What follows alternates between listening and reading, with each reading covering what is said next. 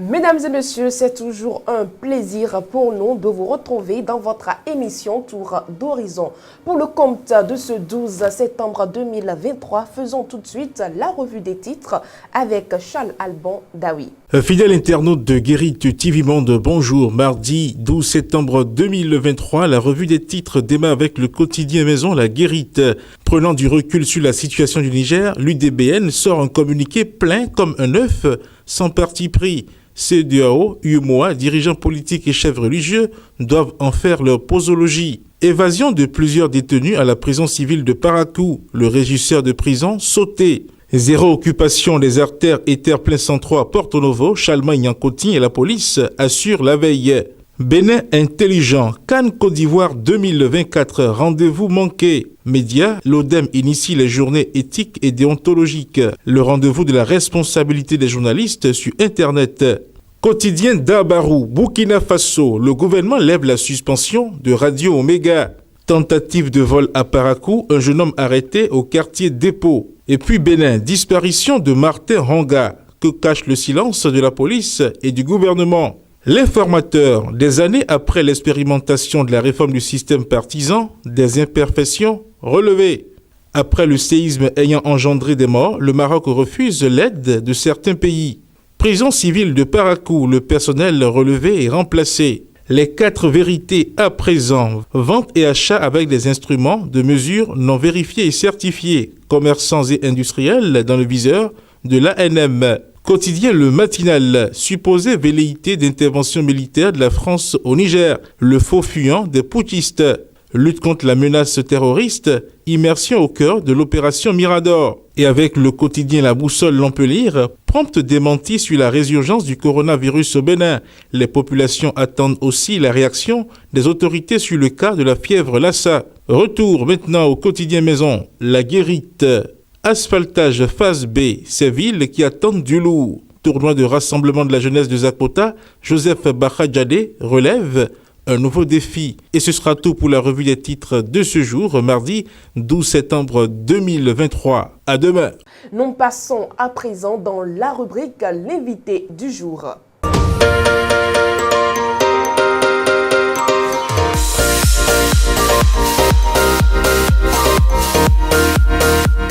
Le tirage au sort a à moitié saccagé la qualification des écureuils. Lorsque je le disais, certains pensaient que c'est de la blague. Non, c'est pas de la blague. Aujourd'hui, nous voyons les réalités. Si aujourd'hui le Mozambique vient battre le Bénin à domicile, ce n'est pas quand même au Mozambique que nous irons battre le Bénin, le Mozambique, j'allais dire. Ce résultat montrera une fois encore aux autorités béninoises en charge du football que quand on parle du football aujourd'hui, c'est toute une chaîne industrielle. Il faut laisser les centres de formation émerger. Il faut avoir vraiment une direction technique digne du nom. Parce que sans ça, on ne peut pas s'en sortir. Le football, ce n'est pas quand même se lever du jour au lendemain et concocter quelque chose. Non, je ne pense pas. Quand vous voyez les Sénégalais, quels sont ces joueurs-là? C'est des enfants, mais nous avons des testicules sur le terrain. Et pourtant, ce sont ces enfants-là qui ont dérangé nos vieillards comme ça sur le terrain. L'essentiel, c'est que nous allons s'asseoir, comme j'ai l'habitude de le dire, pour vraiment se regarder les yeux dans les yeux, pour savoir là où on va et définir la politique, une bonne politique. Si possible, moi je dis, ce n'est pas forcément que le Bénin va être révélé par le football, non. Il y a d'autres disciplines. Je dis toujours, une chose est d'avoir les capacités, une chose est aussi d'avoir l'expérience des grandes compétitions. Mesdames et messieurs, tout en refermant cette deuxième rubrique de votre émission, nous ouvrons à présent celle du forum de discussion.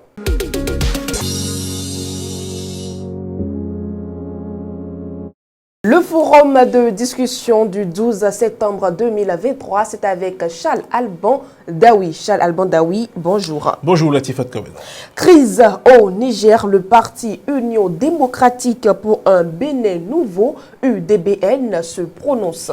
Et c'est chose normale, vous savez, quand on est parti politique, quand on a une formation politique existante, dans un pays comme le Bénin, il est du devoir d'une formation politique que de s'exprimer sur un sujet que ce soit d'intérêt local, national ou international. Quand vous consultez la charte des partis politiques, en son article 7, il est dit que les partis politiques peuvent donner leur opinion sur les sujets d'intérêt local, national et international. Et ici, quand on prend le cas du Niger, c'est un pays frère, un pays qui fait frontière avec le Bénin, un pays avec lequel nous avons des liens qui remontent plusieurs années en arrière. Donc on ne peut pas vivre une situation au Niger et ne pas donc se prononcer là-dessus. Donc la démarche de l'IDBN est à saluer. La démarche de l'IDBN est la démarche que tout parti politique régulièrement enregistré en République du Bénin devrait avoir, parce que oui, quand ça se passe au Niger et que nous sommes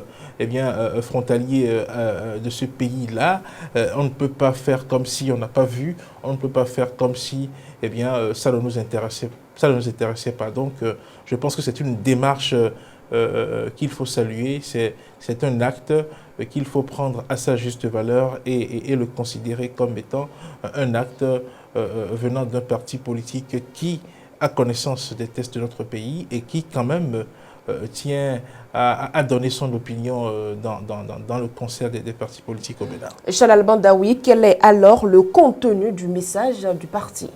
Oui, vous savez, quand vous prenez la manchette du journal La Guérite de ce matin, vous pouvez lire le titre où on dit que voilà, l'UDBN sort un communiqué qui est plein comme un œuf. Parce que quand vous consultez le communiqué qui est publié par le parti, vous vous rendez compte que oui, on a pris le temps de rassembler toutes les pièces, de rassembler tout ce qu'il faut pour pouvoir donner cette opinion-là.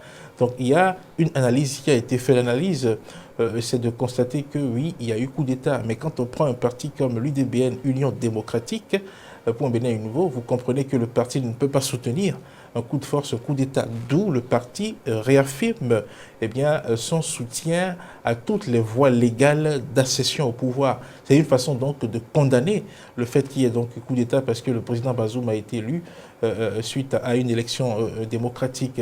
Donc première chose, c'est que le parti condamne cela. Le parti constate par la suite que oui, il y a eu coup d'État et qu'il y a eu des réactions au sein des organisations sous-régionales.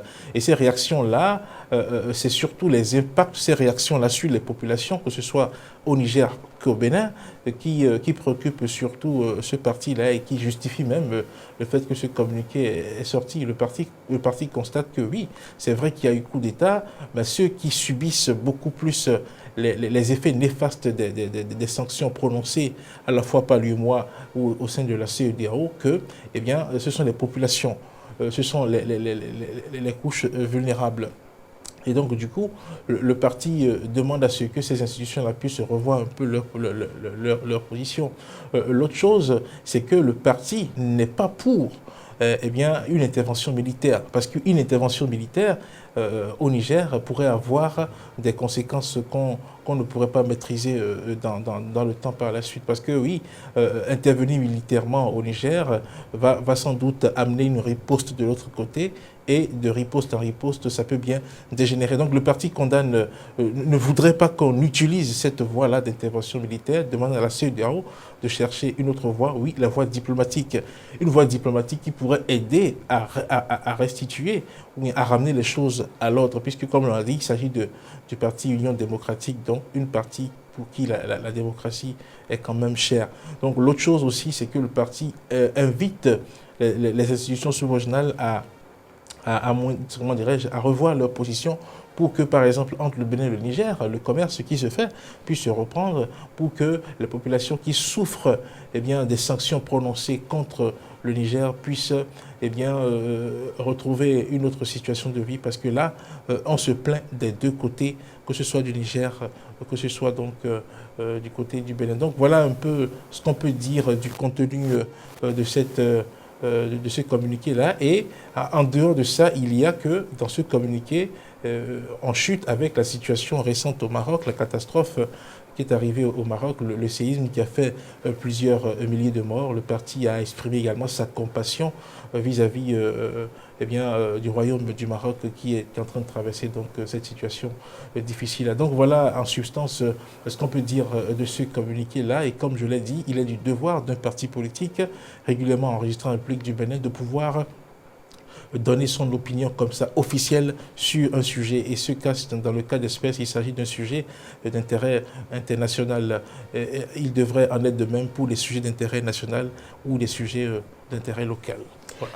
Merci à vous, Chalal Bandawi. C'est moi qui vous remercie. Mesdames et messieurs, c'est la fin du forum de discussion du 12 septembre 2023. Tout juste après la virgule, nous retrouvons Evelyne Doussou pour les informations sportives.